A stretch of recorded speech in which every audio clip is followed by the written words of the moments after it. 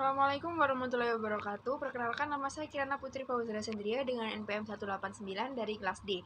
Di sini saya akan menjelaskan PPT dengan submateri pertanian dengan teknologi pesawat tanpa awak atau Unmanned Aerial Vehicle atau UAV.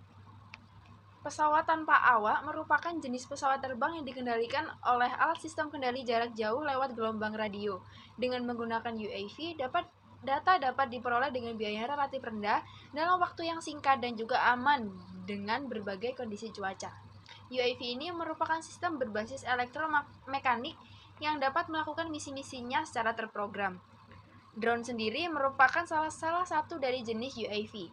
Drone merupakan jenis pesawat dengan perangkat flight control autopilot menggunakan GPS dan kamera standar yang dikendalikan oleh perangkat autopilot itu sendiri menggunakan waypoint yang sudah ditetapkan melalui ground control dari darat, bisa membuat foto udara dan juga peta kontur atau gambar dengan resolusi yang tinggi. Teknologi UAV ini pun telah banyak dimanfaatkan untuk kebutuhan di sektor pertanian. Karakteristik dari pesawat tanpa awak atau Unmanned Aerial Vehicle atau UAV ini, yang pertama yaitu tanpa awak pesawat seperti namanya, yang kedua yaitu beroperasi pada mode mandiri baik secara penuh atau sebagian. Sistem ini dirancang untuk dapat dipergunakan secara berulang. Teknologi pemetaan tanpa awak ini menjadi salah satu alternatif di samping teknologi pemetaan lainnya seperti pemotretan udara yang berbasis satelit. Teknologi ini tergolong sangat menjanjikan untuk diaplikasikan dan dikembangkan karena UAV ini sesuai dengan karakteristik topografis dan juga geografis Indonesia. Jenis-jenis UAV. Yang pertama yakni UAV yang dilengkapi dengan kamera multispektral untuk penelitian pertanian. Kamera ini dapat mempunyai band merah, hijau, dan NIR atau Near Infrared yang dapat digunakan untuk menghitung nilai kehijauan tanaman seperti Normalized Difference Vegetation Index, Soil Adjust Vegetation Index, dan juga kanopi tanaman. Yang kedua yaitu UAV yang dilengkapi dengan sensor laser untuk menghasilkan citra 3 dimensi.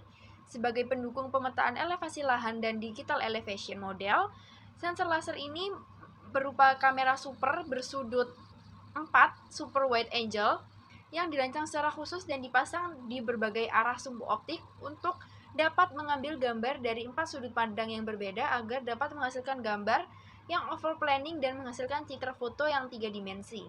Selanjutnya yaitu penggunaan UAV bagi pertanian. Yang pertama yaitu digunakan untuk pemetaan lahan dan tanaman.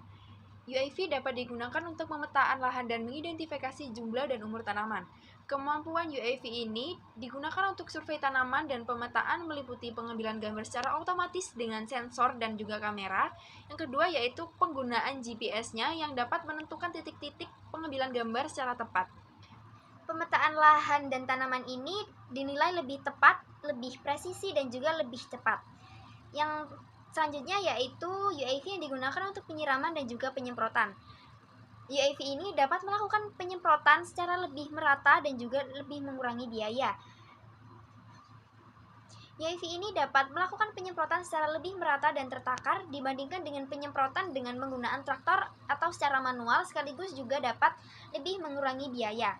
Dengan kemampuan yang dimiliki oleh UAV ini, dapat difungsikan untuk penyemprotan hama dan pemupukan secara langsung dengan lebih tepat di lokasi yang terserang oleh hama, jadi tidak membuang-buang obat-obatan ataupun pestisida ataupun pupuk yang telah digunakan oleh petani, sehingga dapat lebih meminimalisir biaya yang dikeluarkan oleh petani. Dengan menggunakan teknologi UAV ini juga dapat mengurangi potensi untuk merusak tanaman akibat penyemprotan manual pump, karena dalam proses penyemprotan tanaman secara manual ini akan terjadi banyak tanaman yang terinjak. Maka diperlukan sebuah inovasi untuk meminimalisir resiko tersebut, yakni dengan penggunaan UAV sendiri. Karena UAV sendiri telah dilengkapi oleh remote control khusus untuk menyiramkan cairan pada tanaman.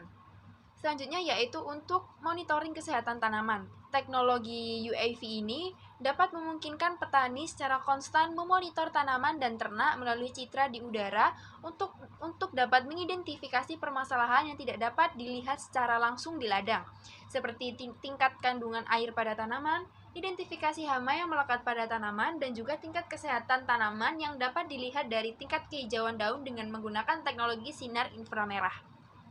Selanjutnya yaitu UAV yang digunakan pada beberapa precision farming ataupun pengaturan irigasi, di mana dalam pengaturan irigasi ini yang diutamakan yaitu manajemen waktu. Jadi pemanfaatan UAV ini dapat lebih memanage waktu, dapat lebih mempersingkat waktu dalam proses pengaturan irigasi pada lahan pertanian. Selanjutnya yaitu UAV digunakan untuk pengambilan informasi suhu vegetasi. UAV ini memiliki resolusi spasial yang tinggi dan juga kemampuan untuk merekam band termal yang dapat memungkinkan mengisolasi suhu kanopi pohon dari tanah dan juga bayangan. Sehingga hal ini memungkinkan untuk UAV dapat mengambil informasi suhu vegetasi. Selanjutnya yaitu UAV yang digunakan untuk mengidentifikasi stres air pada tanaman. Suhu kanopi yang berhubungan dengan potensi ini dapat memungkinkan citra UAV dapat menjadi alat yang dapat digunakan untuk mengidentifikasi stres air pada tanaman di suatu area lahan pertanian. Selanjutnya yaitu kelebihan dimiliki oleh UAV ataupun pesawat tanpa awak. Yang pertama yakni dapat dioperasikan relatif cepat di mana saja dan dapat dilakukan secara berulang untuk mendeteksi perubahan sehingga dapat diperoleh citra secara real time. Yang kedua yaitu mampu terbang rendah dengan aman sehingga hal ini memungkinkan untuk pemetaan dengan hasil yang beresolusi tinggi. Yang ketiga yaitu biaya yang lebih rendah untuk akuisisi citra dan perawatan pesawatnya sehingga biaya operasional yang dibutuhkan untuk merawat UAV ini lebih terjangkau atau lebih ekonomis tanpa diperlukan pilot sehingga relatif aman. Untuk biaya pengembangan UAV ini masih relatif lebih rendah dibandingkan dengan peluncuran sebuah satelit ataupun sebuah pesawat terbang yang berawak. UAV ini dapat kembali ke landasan secara otomatis setelah bermanuver. Hal ini dapat mengatasi resiko UAV jatuh ataupun keluar dari jangkauan alat kendali jarak jauh. Perlu diterapkannya sistem algoritma autopilot yang dapat dikendalikan. Selanjutnya yaitu UAV ini dapat diterbangkan kapanpun, baik siang ataupun malam, baik dalam kondisi cuaca yang panas, hujan, ataupun dalam kondisi cuaca yang berbahaya. UAV ini masih dapat digunakan tanpa khawatir keselamatan awak yang mengendarainya karena UAV ini merupakan pesawat tanpa awak. Selanjutnya yaitu UAV ini dapat terbang dengan kontrol komputer sehingga pesawat dapat terbang pada jalur penerbangan yang akurat. Sehingga dapat memungkinkan ada dua UAV yang dapat terbang berdekatan satu sama lain sehingga survei yang dilakukan oleh UAV ini dapat memakan waktu yang lebih singkat lagi. UAV ini dinilai lebih ramah lingkungan dan juga tidak menimbulkan suara bising dengan perbandingan bahan bakar yang cukup banyak apabila dibandingkan dengan pesawat yang berawak. UAV ini dinilai lebih ramah lingkungan di mana UAV ini dapat menghasilkan CO2 ataupun karbon dioksida yang lebih sedikit.